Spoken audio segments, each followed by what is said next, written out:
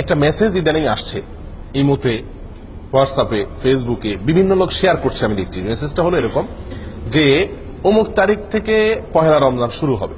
এই সংবাদটা আপনি যদি একজন মানুষকে প্রথম দেন তাহলে আপনার জন্য আল্লাহ জাহান্নাম হারাম করে দিবে। বলেন সুবহানাল্লাহ। আমিন না লিখে যাবেন না, আমিন না বলে যাবেন না। এরকম একটি মেসেজ আমরা ইদানিং দেখছি যে এটি আপনার ফেসবুকে, আপনার ইমোতে, হোয়াটসঅ্যাপে বিভিন্ন জায়গায় মানুষ শেয়ার করতেছে এবং আমার কাছে বহু লোক পাঠাইছে দেখলাম। তো এই যে একটি জিনিস, এটার ভিত্তি কতটুকু? দেখুন, প্রথম কথা হলো রমজান কোন দিন শুরু হবে এটা তো শাবানের চাঁদ দেখার পরে বোঝা যাবে। এখনো শাবানের চাঁদ দেখা বহুত বাকি আছে। তার আগে থেকে অমুক তারিখ থেকে রমজান, এটা তাহলে প্রথম একটা মিথ্যা দিয়া শুরু, একটা প্রতারণা দিয়া শুরু। দ্বিতীয়ত কথা হলো, এরকম কথা নবী সাল্লাল্লাহু আলাইহি সাল্লাম কখনো বলেন নাই। এটা নবী সাল্লাল্লাহু আলাইহি সাল্লামের মিথ্যাচার।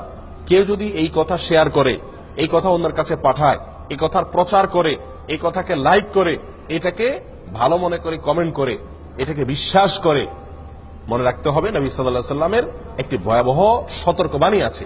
সেটি হলো তিনি বলেছেন, মান কাযাবা আলাইয়া মুতাআম্মিদান ফালিয়াতাবাওয়া মাকআদাহু মিনান নার।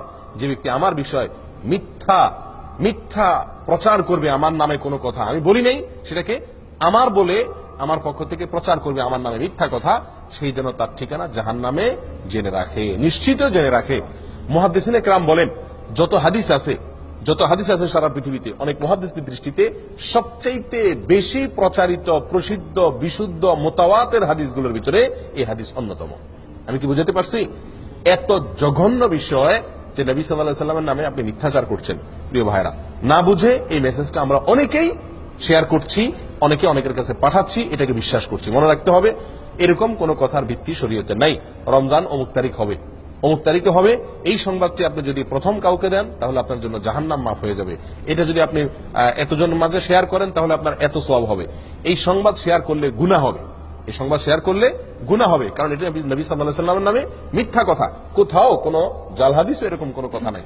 সহিহ হাদিস তো দূরের কথা, কোনো জাল হাদিসও এরকম কোনো কথা পাওয়া যায় না। এটি সম্পূর্ণ মন গড়া কে বা কারা চালু করেছে। এই সমস্ত মেসেজ থেকে আমাদেরকে সাবধান হওয়া উচিত।